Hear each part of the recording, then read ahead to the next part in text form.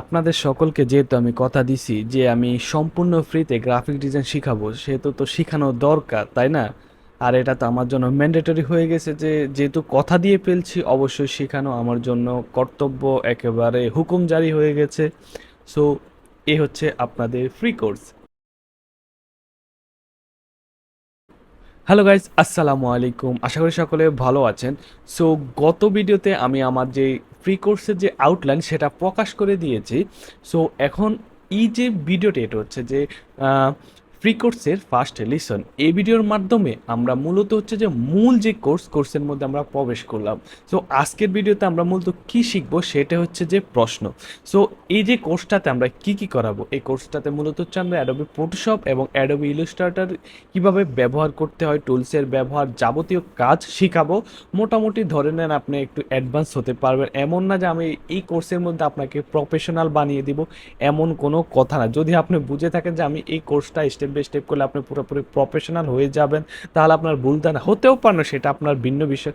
যদি আপনি আগ্রহ নিয়ে কাজ করেন, ভালো মতো প্র্যাকটিস করেন, তাহলে আপনি হয়ে যেতে পারেন। কিন্তু ধরে নেন যদি আপনি ঠিকমতো প্র্যাকটিস না করেন, তাহলে তো আপনি প্রফেশনাল হতে পারবেন না, বেসিকও শিখতে পারবেন না। সো আপনার প্র্যাকটিসটা ঠিকমতো করা লাগবে। আমি যা যা করাবো ঠিকমতো আপনি প্র্যাকটিস করলে ইনশাল্লাহ আপনি ভালো কিছু করতে পারবেন। সো আমি মোটামুটি আমার যতটুকু আয়ত্তে আছে আমি সব কিছু দেওয়ার চেষ্টা করব, তবু কিছুটা যদি গ্যাপ থেকে যায় সেটা আপনারা আমাকে কমেন্ট করে জানাবেন। সো মূলত হচ্ছে যে এখন আমরা মূল কথায় আসি। মূল কথা হচ্ছে যে আমরা এখন আজকের যে ভিডিও, এই যে ভিডিওটা চলতেছে এখন, যে আপনারা শুনতেছেন, এই ভিডিওতে আমরা মূলত কী নিয়ে আলোচনা করবো।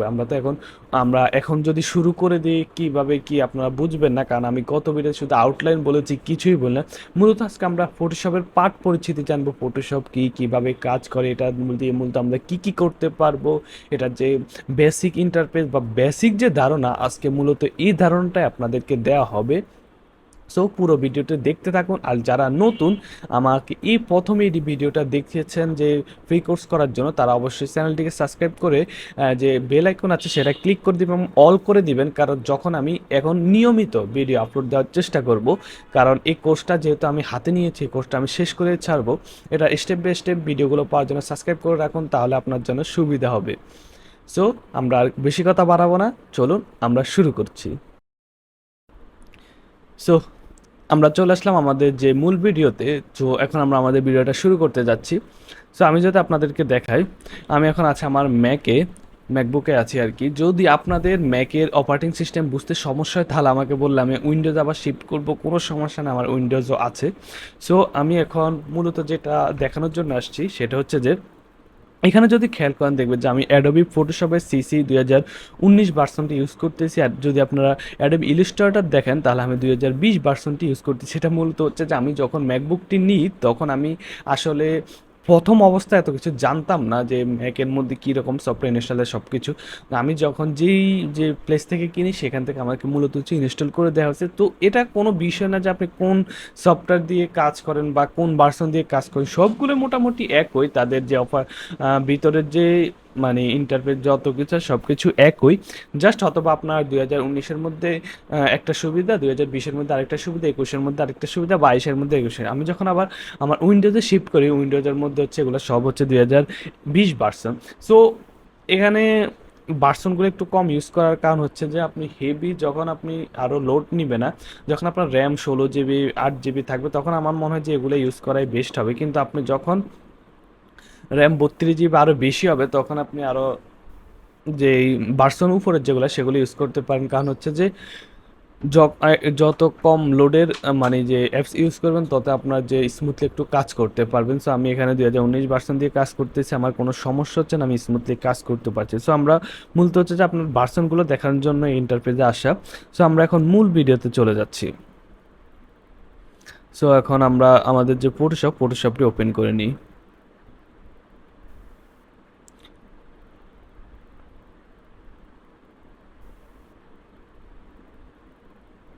সো আপনারা যদি খেয়াল করেন, এটা হচ্ছে আমাদের হোম পেজ ফটোশপের।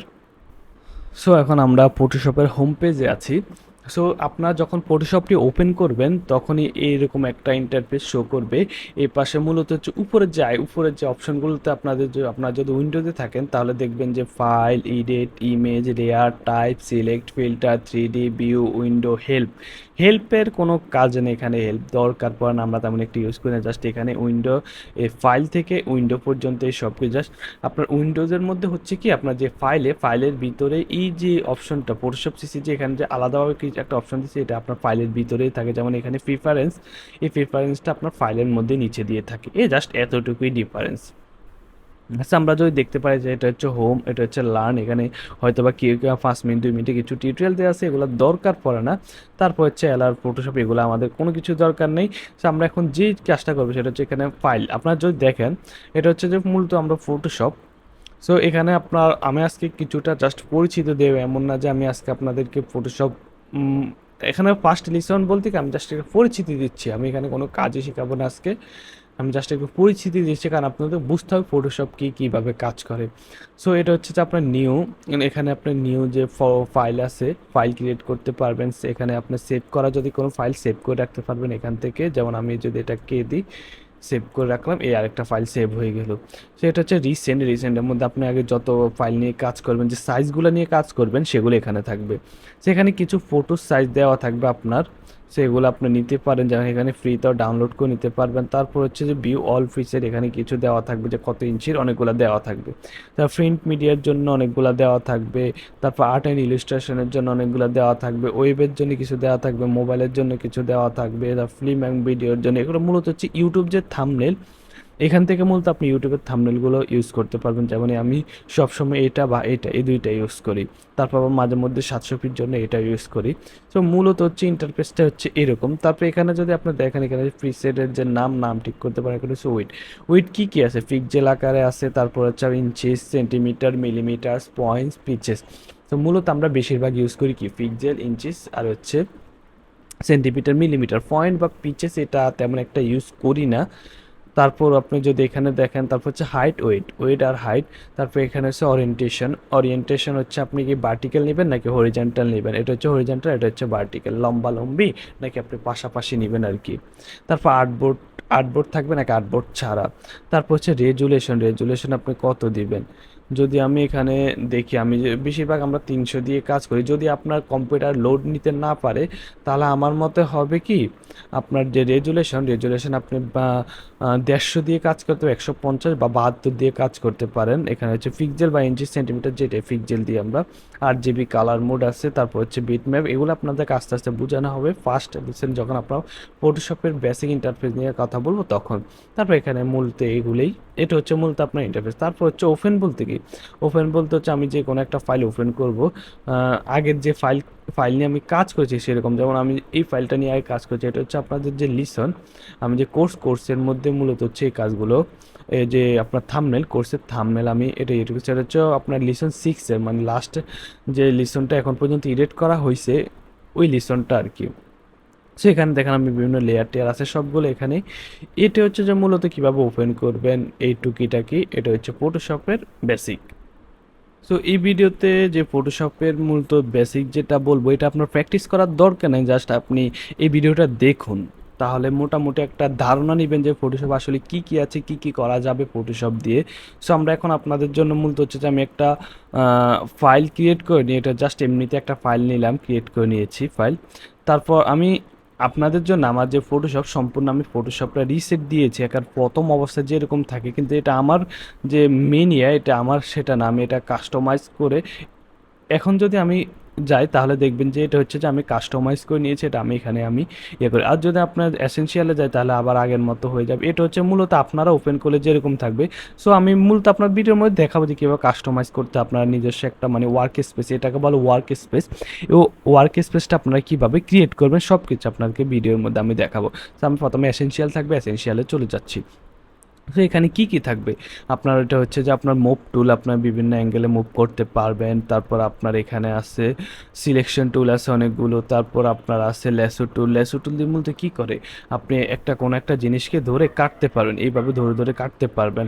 তারপর আপনার আছে quick selection tool, magic selection tool দিয়ে কী করে, মূলত হচ্ছে যে আপনি কোনো একটা জিনিসকে জাস্ট ক্লিক করবেন, এই যে ম্যাজিক সিলেকশন টুল আছে, ম্যাজিক সিলেকশন টুল দিয়ে জাস্ট আপনি ক্লিক করবেন, সেটা সম্পূর্ণ সিলেকশন। যেমন আমি সাদার মধ্যে ক্লিক করার সাথে সাদা সম্পূর্ণ সিলেকশন হয়ে গেছে। আপনারা যদি ভালো করে দেখেন এই যে সিলেকশন হয়ে গেছে, যদি জানি না দেখা যাচ্ছে কি না স্ক্রিনে, বাট সিলেকশন হয়ে গেছে। তারপর হচ্ছে আপনার হচ্ছে এটা কিছু crop tool, perspective crop tool, slice tool এগুলো। তারপর আপনার এখানে অনেকগুলো টুলস আছে, এখানে মূলত সবগুলো টুলস, টেক্সট টুল, তারপর আপনার এ টুল, তারপর আপনার প্যাড সিলেকশন টুল, তারপর আপনার ফ্যান টুল, তারপর আপনার এগুলো আবার আপনার ব্লাড টুল, শার্পেন টুল, স্মুথ টুল, এই সবগুলো টুলে আপনার এখানে আছে। এখানে হচ্ছে এটা হচ্ছে টুল বার মূলত। তারপর এখানে হচ্ছে আপনার যে অপশন বার আর কি, এটা সম্পূর্ণ উপরটা হচ্ছে আপনার অপশন বার, মেনু বার আর কি। আর এটা হচ্ছে অপশন বার, এটা হচ্ছে মেনু বার। আর এই পাশে আপনার লেয়ার, চ্যানেল, পার্ট, এই পাশে এগুলো হচ্ছে আবার এগুলো আপনার টুলস আর কি। সো আমরা এখন কি করব, আমরা এখানে যদি যে ফাইল, এটা হচ্ছে নিউ ওপেন। সো আমরা এখানে এই জিনিসটা আজকে আপনাদেরকে বুঝাই। নিউ হচ্ছে আপনারা কোনো ফাইল ক্রিয়েট করবেন, এটা তো আপনার দিয়েছে, এখানে বিভিন্ন সাইজ দিতে পারবেন। বায়ার যখন আপনাকে বলবে আমার ১০০ পিক্সেল যদি আমরা ধরি, ১০০ পিক্সেল, আপনার বলবে যে বায়ার বলবে যে আমার ৫০০ পিক্সেল, ৫০০ পিক্সেল, ৫০০০ পিক্সেল, আর এখানে হচ্ছে আপনার ১০০০ পিক্সেলের একটা ফাইল এডিট করে দাও আমাকে। হ্যাঁ, তাহলে আপনি ক্রিয়েটে দিলে দেখবেন এরকম একটা ফাইল ক্রিয়েট হয়ে যাবে। সো এটার মধ্যে মূলত হচ্ছে আপনার ডিজাইন টিজাইন সব কিছু কাজ করে বায়াররা আপনার সাইজ দিয়ে দেবে। অথবা যদি বিশেষ করে সোশ্যাল মিডিয়া টাইপ হয়, যে আপনার সোশ্যাল মিডিয়ার কাজ করা লাগবে, যেমন কভার, তারপর হচ্ছে প্রোফাইল পিকচার, তারপর হচ্ছে ব্যানার, তারপর হচ্ছে আপনার সোশ্যাল মিডিয়া ডিজাইন, এগুলো হচ্ছে আপনার বিভিন্ন সাইজ আছে, সেগুলো আপনাদেরকে বলে দিব আমি। অথবা কোথা থেকে কালেক্ট করবেন, সম্পূর্ণ রিসার্চ আস্তে আস্তে আপনাদেরকে বলে দেওয়া হবে। তারপর আপনারা আসেন যে open as a smart object. বিভিন্ন ধরনের স্মার্ট অবজেক্ট আছে, যেমন আমি যদি আপনাদের বুঝাই open as a smart object কি, তাহলে আমি যদি এটা ওপেন করি, তাহলে এটা একটা স্মার্ট অবজেক্ট হিসাবে এখানে ওপেন হবে। আর যদি আমি এটাকে ডিরেক্ট ওপেন করি, তাহলে সেটা স্মার্ট অবজেক্ট হিসাবে ওপেন হবে না। সো সেটা আপনাদেরকে বোঝানো হবে স্মার্ট অবজেক্ট কী সব কিছু। তারপর হচ্ছে ক্লোজ দিলে এই একটা ফাইল ক্লোজ হয়ে যাবে। আর যদি ক্লোজ অল দিই, তাহলে আমি এখানে একটা দিলাম, তারপর আমি যদি আবার নিউতে যাই, নিউতে গিয়ে আরেকটা ফাইল নিই, হ্যাঁ এই দুইটা ফাইল নিলাম, তাহলে আমি ক্লোজ দিলে একটা ফাইল ক্লোজ হবে, আর ক্লোজ অল দিলে সবগুলো ফাইল একসাথে ক্লোজ হয়ে গেল। এরকম আর কি, এটা ক্লোজ অলের কাজ। আপনার যদি অনেকগুলো লেয়ারের কাজ করছেন, কিন্তু এখন আস্তে আস্তে আস্তে আস্তে ক্রস দেওয়ার মতো সময়, তাহলে ক্লোজ অল দিলে ক্লোজ হয়ে যাবে। তারপর আপনার হচ্ছে সেভ মানে কি, সেভ অ্যাজ দিয়ে আপনি জাস্ট এটা একটা ধরেন আমি এই ফাইলটা সেভ করলাম ডেস্কটপে, জাস্ট আমি দিলাম যে লিসন 1, হ্যাঁ লিসন 1-এ আমি সেভ দিয়ে দিলাম, এটা সেভ হয়ে গেছে, লিসন 1-এ সেভ হয়ে গেল। এখন আমি এখানে যাই কাজ করি, হ্যাঁ এই এখন আবার এখানে যা আলাদাভাবে আমার সেভ এস দেওয়া লাগবে না, আমি এখান থেকে সেভ দিয়ে দিতে পারবো। সেভ দিলে ওই যে আমার যে ফাইলটা আমি সেভ করেছি ডেস্কটপে, ওইটার মধ্যে গিয়ে এই ফাইলটা সংযুক্ত হয়েছে লেখাগুলো। আমি যদি আরেকটা দিই, তাহলে আমি আবার এখান থেকে সেভ দিতে পারবো। কিন্তু আমরা এত কষ্ট করার দরকার নাই, আমি আপনার কমান্ড হচ্ছে কন্ট্রোল দিলে অটোমেটিক সিলেক্ট হয়ে যায় সবগুলো। আপনাদের কন্ট্রোল বা কীভাবে করা লাগবে সব কিছু আপনাদেরকে ভিডিওর মাধ্যমে আমি বুঝিয়ে দেবো মোটামুটি। তারপর আপনার আসেন এক্সপোর্টের মাধ্যমে আপনার কীভাবে জেপিজি, পিএনজি, তারপর হচ্ছে বিভিন্ন ওয়েব ফাইলে সেভ করতে পারেন। তারপর কীভাবে এখানে কম্প্রেস করে আপনার যদি একটা জেপিজি বা ইমেজের সাইজ হয় আপনার 5 MB, তাহলে আপনি এখানে মাত্র কেবিতে সেভ করতে পারবেন। তারপর শেয়ার হচ্ছে আপনার কাজটা ওনাদের মাঝে শেয়ার করে। বিহেন্স হচ্ছে একটা অ্যাকাউন্ট অ্যাডোবির, যে পোর্টফোলিও সাইট আর কি, ওইখানে আপনি আপনার কাজগুলো শেয়ার করতে পারবেন। সার্চ, অ্যাডোবি স্টক, তারপর এগুলো মোটামুটি। আর যাই হোক, এখানে আর তেমন কিছু নাই। স্ক্রিপ্ট, ইম্পোর্ট হচ্ছে আপনি কোনো একটা ইমেজ মানে ডিভাইস থেকে ইম্পোর্ট দিবেন। এখানে যদি আমি এখানে আমার তো কোনো ডিভাইস নেই, এখানে create a new layer. So এটা হচ্ছে আপনার উইন্ডোজের জন্য কাজ করে বেশি, আমার যেহেতু মেঘে অনেক সমস্যা আছে। সো মোটামুটি এখানেই। তারপর আপনার ইডিটের মধ্যে এই সব কিছু টুলস আছে, ইমেজের মধ্যে ইমেজ সাইজ বড় ছোট সব কিছু টুলস আছে, লেয়ার অপশনে সব কিছু আছে, সিলেক্ট, ফিল্টার, এই যা যাবতীয় আছে সব কিছু মূলত আপনার ফটোশপের মাধ্যমে করতে পারবেন। ফটোশপ দিয়ে মূলত হচ্ছে ম্যানিপুলেশন, ফটো এডিটিং, মোটামুটি সব ধরনের কাজে করা যায়। আবার logo design, T shirt design, আমার মতে এগুলো হচ্ছে আপনার অ্যাডোবি ইলাস্ট্রেটর দিয়ে করলে বেস্ট হয়। তারপর এখানে আপনার কালার, সোয়াচ প্যানেল আছে, অনেক ধরনের কালার এখানে দেওয়া থাকবে। তারপর আপনার এখানে হিস্টোরি, ব্রাশ টুল সব কিছু আপনার মোটামুটি এখানে দেওয়া আছে।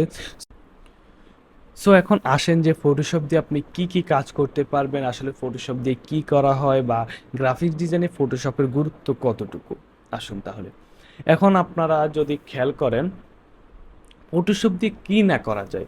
এখন আমি যদি বলি যে ভেক্টরের যে কাজগুলো, ভেক্টর বলতে আপনার হয়তো বা এটাও বুঝতে না পারেন। এখানে অনেক একটা হিউজ একটা সেক্টর আছে আপনার গ্রাফিক্স ডিজাইনের মধ্যে, যেমন লোগো ডিজাইন আছে, তারপর হচ্ছে আপনার বুক কভার ডিজাইন আছে। আমি যে সেক্টরটা নিয়ে কাজ করি এটা হচ্ছে যে আপনার বুক কভার ডিজাইন।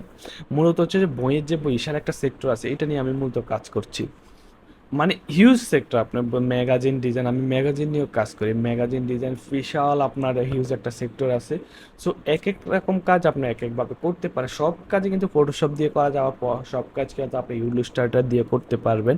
দুটো অ্যাপস দিয়ে করা যাচ্ছে। সবচেয়ে বেশি সহজ হয় ফটোশপ দিয়ে কী করতে। মূলত হচ্ছে ফটোশপটা প্রথম যখন তৈরি করা যায়, বা ফটোশপ বেসিক্যালি বা মেইনভাবে ইউজ করা হয় আপনার ফটো এডিটিংয়ের জন্য, কিন্তু মূলত এখন আমরা গ্রাফিক্স ডিজাইনের যে সেক্টর সব কিছু আমরা ফটোশপ দিয়ে করতে পারি, কোনো সমস্যা হয় না, কারণ যেহেতু লেয়ার বাই লেয়ার আমরা লেয়ার সিলেক্ট করে কাজ করতে পারি। তাহলে সো আমি আপনাদেরকে কিছু উদাহরণ দেওয়ার জন্য কয়েকটা বই নিলাম আর কি। সো আমি যদি আপনাদেরকে বলি, এই যে শো ইউর ওয়ার্ক, এই যে বইটা আছে, এটা যে কভারটা ডিজাইন করা হচ্ছে এটা আমি মূলত ফটোশপ এবং ইলাস্ট্রেটর দুইটা দিয়ে ডিজাইন করতে পারবো। কিন্তু আপনি যদি আমাকে প্রশ্ন করেন, আমি যদি আপনাকে প্রশ্ন করি, যেখানে প্রশ্ন করা হোক না কেন, আমাকে যদি কেউ প্রশ্ন করে যে ভাইয়া এই বইটা ডিজাইন করতে ইলাস্ট্রেটর দিয়ে সহজ হবে নাকি ফটোশপ দিয়ে সবচেয়ে বেশি সহজ হবে, তাহলে আমি কিন্তু বলবো যে এটা আপনার ইলাস্ট্রেটর দিয়ে সবচেয়ে বেশি সহজ হবে, কারণ এটা হচ্ছে বেশি ম্যানিপুলেশন না, জাস্ট হচ্ছে আপনার।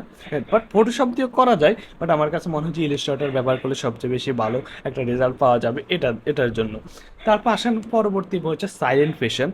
তো সাইলেন্ট পেশেন্ট বইটা যদি আমরা এডিট করতে হয় তাহলে আমরা কোনটা দিয়ে এডিট করলে সবচেয়ে বেশি ভালো হবে, তাহলে আমি সেখানে বলবো যে এটা অবশ্যই ফটোশপ দিয়ে এডিট করলে ভালো হবে। কিন্তু আপনারা যদি খেয়াল করেন এখানে যে কিছু ম্যানিপুলেশন আছে, জাস্ট এখানে অপাসিটি বা অনেক কাজ আছে, ঠিক কাজগুলো কিন্তু আপনি ইলাস্ট্রেটর থেকে, যেহেতু ফটো এডিটিং, এখানে ফটো এডিটিংয়ের কাজটাই মূলত হচ্ছে বেশি করা হয়েছে, জাস্ট তাহলে কিন্তু আপনি অ্যাডোবি ফটোশপ দিয়ে সবচেয়ে বেশি ভালো কাজ করতে পারেন। তারপর যদি আমি এখানে আসি, তাহলে বলবেন যে ডিপির ওয়ার্ক এই বইটা হ্যাঁ, কাজ করতে হলে হ্যাঁ, তাহলে কোনটা দিয়ে সবচেয়ে বেশি, এটাও যদি বলি তাহলে হচ্ছে যে আপনার অ্যাডোবি ইলাস্ট্রেটর দিয়ে সবচেয়ে বেশি কাজ করতে পারবেন। তারপর আপনার এই যে বইটা হুমায়ুন আহমেদ স্যারের, তো এই বইটা এডিট করার জন্য আপনি দুইটা দিয়ে করতে পারেন, কারণ এখানে বেশি ম্যানিপুলেশন যায়। বাট আমার কাছে এটাও মনে হয় যে যেহেতু এখানে টুকিটাকি কাজ আছে ফটোশপ দিয়ে ভালো হবে। তারপর যেমন এই ইউটার্ন বইটি, এটাও কিন্তু আপনার সেম টু সেম, আপনি এটা অ্যাডোবি ইলাস্ট্রেটর দিয়ে বেস্ট হবে আমার মতে। তো যাই কোন আপনি যেই মানে অ্যাপসটাতে প্রফেশনাল সেই অ্যাপস দিয়ে আপনি কাজ করতে পারবেন, কোনো সমস্যা নেই। আমি যেহেতু ভিডিওটি রাত্রের প্রায় এখন কয়টা বাজে, 12টা, 12:30 বাজে। তো ভিডিওগুলো আমি যেহেতু রাত্রের বেলা করি, এখন হয়তো বা আপনারা বাইরে কুকুরের গেউ গেউ আওয়াজটা শুনতে পাচ্ছেন। আমি জানি না মাইক্রোফোনের ভিতরে যাচ্ছে কিনা, যেহেতু এখানে নয়েজ ক্যান্সেলেশনের ব্যাপার আছে। সো আমার মনে হয় হালকা হালকা হলে আপনারা আওয়াজ শুনতে পাচ্ছেন, আমি কিন্তু খুব তীব্র একটা আওয়াজ শুনতে পাচ্ছি গেউ গেউ এর। সো মোটামুটি যাই বুঝালাম, আমার মনে হচ্ছে না যে ফার্স্ট ভিডিওতে এত কিছু বোঝানোর মতো আছে। আমি জাস্ট একটু এটা দিয়ে আপনাদেরকে শুরু করার জন্য বলছি।